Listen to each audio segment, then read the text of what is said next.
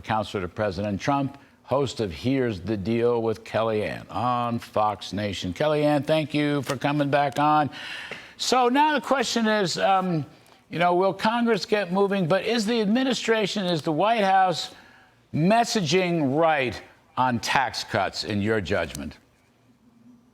Larry, there's so much going on with this Trump volume and velocity in a given day. They're bringing astronauts back from space. He's negotiating peace with Russia and Ukraine, and certainly in the Middle East, bringing home hostages, that we can't lose focus and pick the wrong fights and exclude the tax conversation day in and day out. And here's why.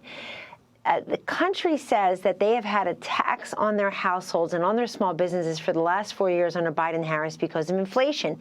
Inflation was basically a tax. People calling tariffs a tax are missing the point. Tariffs are like the old sanctions.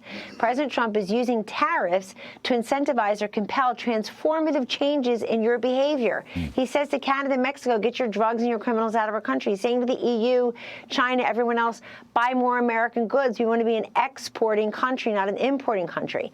But the tax piece is what's animating most of America. Why? They know that if those Tax Cut and Jobs Act benefits to them from 2017 were to expire, were not to be extended, let alone expanded, that they would be in trouble.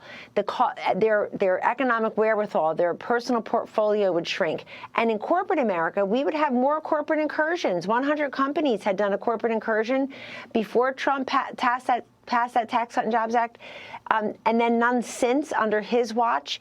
All the money, the billions that have been repatriated that was parked legally overseas, that came back where people were raising the wages, $20 minimum wage, some of these companies, bolstering their health care benefits and retirement benefits, investing in research, development, innovation, inventory. So these tax cuts are so important to people. When you look at 100% business deductions, expensing, when you look at medical device tax gone, when you look at some of those deductions and exemptions that remained, now the president's going to have no tax on tips, no tax on Social Security. He wants to bring back some of the SALT benefits.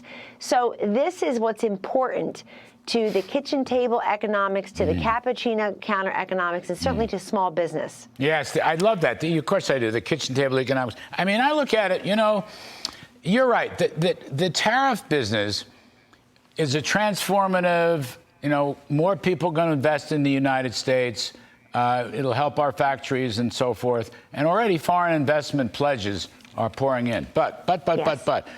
The tax bill puts money in people's wallets and pocketbooks. All right, gives them money, actually additional money. And who knows, the revenues could be coming in from tariffs and Doge and whatnot. We might even get a Doge dividend. I'm just saying, tax cuts give you more money. And I think that's a really important message. And People I think that they need to push harder on that message, okay? I want to see more money in your wallet from tax cuts and maybe a little less discussion of tariffs right now. That's what I'd like to see. Well, certainly, and that should happen every time somebody from Capitol Hill is on, who's working on reconciliation, which includes Tax Cut and Jobs Act extension, obviously, and expansion. Secretary Besson, I think it's a great conversation for him to be guiding us about that, how it will benefit everyone. And Larry, here's the other thing. When you talk about tariffs, people have to price in this massive dereg agenda, this energy dominance, the president holding China to account on shipbuilding and ports, on coal, on forced technology transfers, on AI. You've got to price in the tax cuts. You've got to price in potentially a smaller federal government footprint through Doge, whatever that ends up looking like. And you know what, Larry? People know that the cost of goods went up for 4 straight years stubbornly, and we didn't have these tariffs.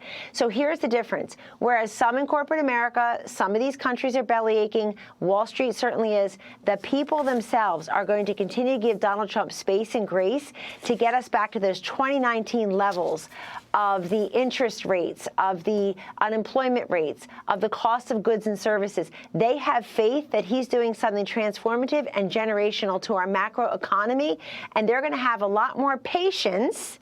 Patience is a virtue here than some of these elite and effete in academic institutions, in the media, certainly some on Wall Street, respectfully.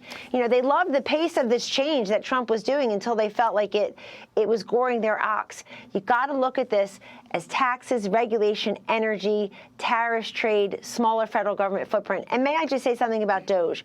it's actually DOGE right now. We're still in the Department of Government Inefficiency. They're identifying all the fraud, waste, and abuse. We're not even on the efficiency side of the ledger yet, Larry. Imagine when we get there and we're implementing best practices from the private sector, the public sector, and things are just slimmer and trimmer and more efficient. You know, listening to you talk about all this, with which I completely agree, you know, the young kids, the kids who voted for Trump, he did so well with the youth vote, so-called, quote unquote, the youth vote.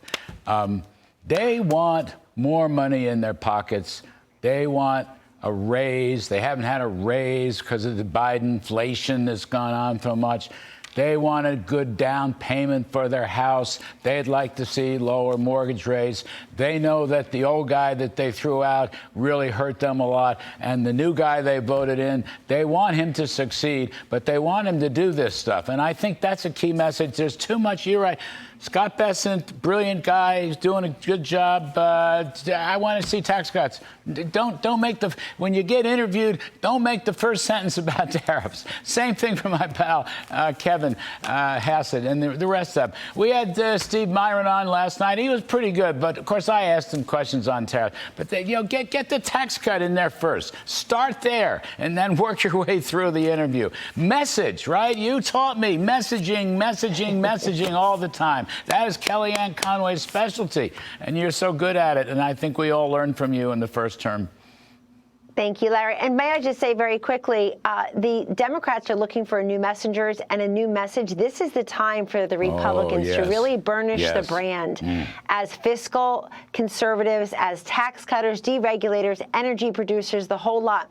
Chuck Schumer's afraid to go on the book tour, and he goes on The View.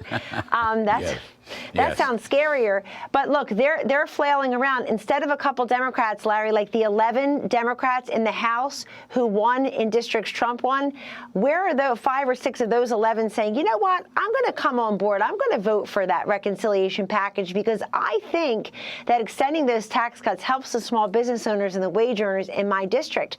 They are suffering from not just Trump derangement syndrome, but they don't have any kind of fiscal know-how that what the country wants. And that begins with restoring and expanding those tax cuts. Fabulous stuff, fabulous stuff. Kellyanne Conway, can't thank you enough. Appreciate it.